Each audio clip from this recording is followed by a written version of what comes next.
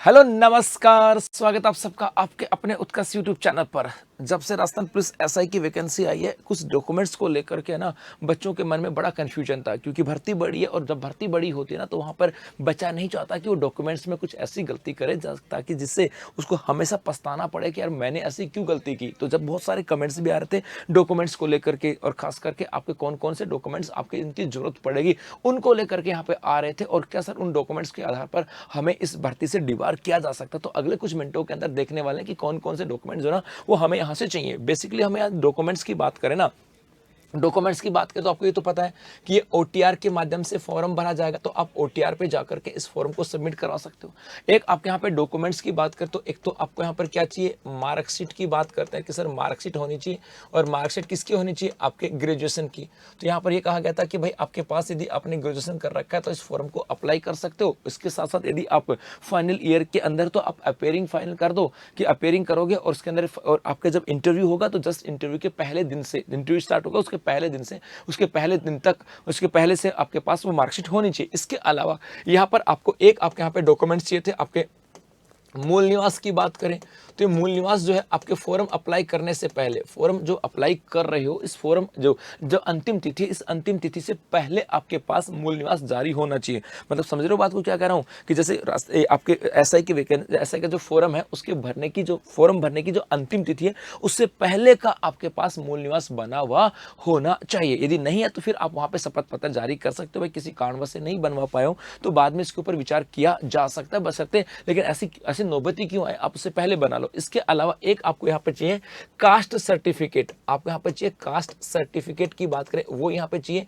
जिससे आपको आरक्षण का लाभ मिल सके। तो यहाँ पे कास्ट सर्टिफिकेट को लेकर के कुछ बातें यहाँ से थी जो आपको यहाँ से ध्यान में रखनी है। एक तो यहाँ पर कहा गया था कास्ट सर्टिफिकेट की बात करें तो उसमें कहा गया था कि भाई कि जाति प्रमाण पत्र ऑनलाइन आवेदन की अंतिम तिथि तक जारी किया हुआ प्रस्तुत करना होगा। अर्थात कहा गया यदि आप कहा गया कि आप अनुसूचित जाति, अनुसूचित जनजाति, पिछड़ा वर्ग या अति पिछड़ा वर्ग या आर्थिक रूप से कमजोर ईडब्ल्यूएस के अभ्यर्थी हो तो आपको आरक्षण का लाभ लेना उस कैटेगरी का, तो आपको जाति प्रमाण पत्र ऑनलाइन आवेदन की अंतिम तिथि तक जारी किया प्रस्तुत करना होगा। ये यहाँ पर कहा गया। परंतु यदि किन्हीं कारणों से अभ्यर्थी द्वारा आवेदन की अंतिम तिथि तक प्रमाण पत्र जारी प्रस्तुत नहीं किया जाता है तो और अंतिम तिथि के पश्चात जारी किया हुआ प्रमाण पत्र प्रस्तुत किया जाता है तो ऐसे अभ्यर्थी को इस आशय का शपथ प्रस्तुत करना होगी कि वह आवेदन की अंतिम तिथि को संबंधित वर्ग की पात्रता रखता था। इसके अलावा इसमें कहा गया कि आप किसी भी कैटेगरी में एससी, एसटी, ओबीसी, ईडब्ल्यूएस में हो, एमबीसी में हो तो आपको आवेदन करने की अंतिम तिथि से पहले आपको कास्ट सर्टिफिकेट बनानी होगी। यदि नहीं बना करके आप इसको रिप्रेजेंट करते हो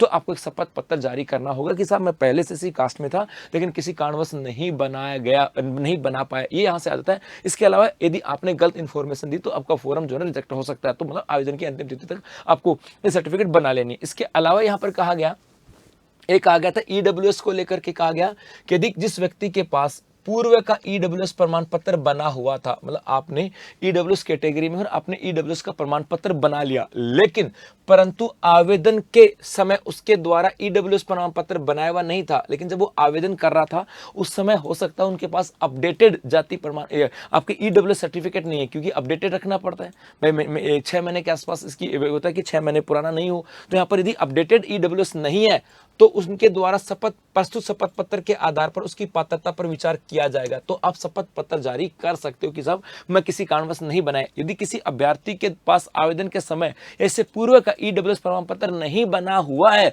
तो उसका लाभ नहीं दिया जाएगा। मतलब आपने एक बार ईडब्ल्यूएस का सर्टिफिकेट बना लिया और अब जब फॉर्म अप्लाई करने जा रहे हो इस समय आपके पास अपडेटेड ईडब्ल्यूएस का सर्टिफिकेट नहीं है तो आप शपथ पत्र जारी कर सकते हो। अदरवाइज यदि आपका पहले भी नहीं बना हुआ और अभी भी आप नहीं बना पा रहे हो तो फिर आपको काउंट नहीं किया जाएगा, आप जनरल में काउंट हो जाएगी। इसके अलावा कहा गया कि भैया एक पिछड़ा वर्ग और अति पिछड़ा वर्ग, मतलब पिछड़ा और अति पिछड़ा वर्ग की बात करें तो वहां पर आपके क्रीमिलेयर और नॉन क्रीमिलेयर की बात की जाती है। तो कहा गया कि क्रीमिलेयर और नॉन क्रीमिलेयर सही और पूर्ण भरा होना चाहिए।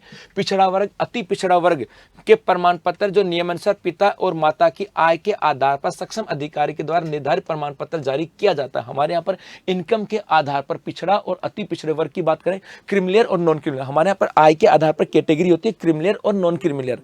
तो यहाँ पर कहा गया यदि आप पिछड़ा और अति पिछड़े वर्ग वर्ग में हो तो आपको अपने माता या पिता की आय के आधार पर आपको इनकम प्रमाण पत्र या आय प्रमाण पत्र जारी करना होगा।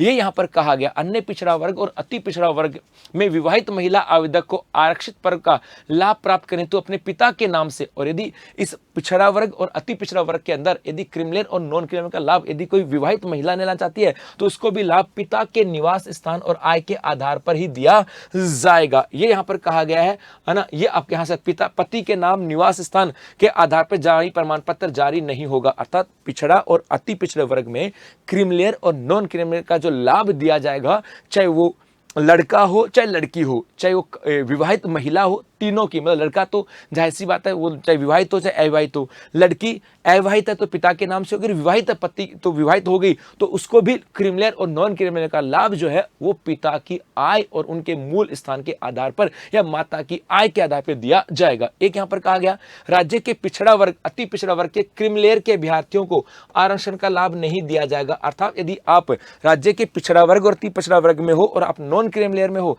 तो ही आरक्षण का लाभ है। यदि आप क्रिमिनल कैटेगरी में आते हो अर्थात आपकी इनकम अच्छी खासी है तो आपको आरक्षण का लाभ नहीं दिया जाएगा। अतः ऐसे अभ्यर्थियों को ऑनलाइन एप्लीकेशन फोरम में सामान्य वर्ग के आवेदन के रूप में आवेदन करना होगा। यदि आप क्रिमिनल कैटेगरी में आते हो पिछड़ा और अति पिछड़े वर्ग में तो आप को फॉर्म सामान्य कैटेगरी से अप्लाई करनी है, ना कि पिछड़ा और अति पिछड़े वर्ग के रूप में।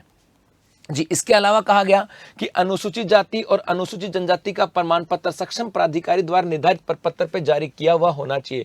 मतलब जो इनको जारी करते हैं अनुसूचित क्षेत्र का प्रमाण पत्र कार्मिक विभाग की अधिसूचना 2019 के अनुसार उक्त अधिसूचना जारी होने के पश्चात का और ऑनलाइन आवेदन की अंतिम तिथि से पूर्व का होना चाहिए। अर्थात एससी और एसटी में हो तो आपका ये जो प्रमाण पत्र है ये आवेदन की अंतिम तिथि से पूर्व होना चाहिए। और अनुसूचित जाति और अनुसूचित जनजाति के विवाहित महिला आवेदकों को लाभ जो है वो पिता के नाम से दिया जाएगा। अर्थात यदि एससी और एसटी के अंदर यदि कोई विवाहित महिला है वो भी सोच रही होगी सर मुझे लाभ, तो उनको लाभ जो है वो दिया जाएगा पिता के नाम से। हो सकता है भाई किसी एससी और एसटी की जो कोई महिला लड़की थी उसने शादी कर ली तो आगे वाली जिस पति के आधार पर उनको कास्ट सर्टिफिकेट का लाभ नहीं दिया जाएगा, उनको दिया जाएगा पिता के आधार पर, पिता के नाम और निवास स्थान के आधार पर सक्षम प्राधिकारी द्वारा विविध नियमानुसार जारी प्रमाण पत्र ही आपको प्रस्तुत करना होगा, अन्यथा उसे वर्ग का लाभ नहीं दिया जाएगा। तो यदि आप फॉर्म अप्लाई करने जा रहे हो तो ये डॉक्यूमेंट्स थोड़ा सा आपको ध्यान रखना है कि कब आपको आवेदन की अंतिम तिथि से पहले डॉक्यूमेंट्स बना लेने हैं। और आय इनकम सर्टिफिकेट और आपके जो कास्ट सर्टिफिकेट है ये आपके विवाहित महिला की बात करें ये पिता के आधार पर होंगे। जी हाँ, और उन्हीं के आधार पर, और जो बच्चा क्रिमिनल कैटेगरी में आता है पिछड़ा अति पिछड़ा वर्ग के अंदर उन्हें जो है आरक्षण का लाभ नहीं दिया जाएगा। तो जनरल कैटेगरी के अंदर अपने फॉर्म को अप्लाई करें। ये थोड़ा सा एक कंट्रोवर्शियल मुद्दा था जो बच्चों को बताना जरूरी था। तो मुझे उम्मीद है अब जो मन में शंकाएं होंगी वो दूर हो गई होंगी। धन्यवाद।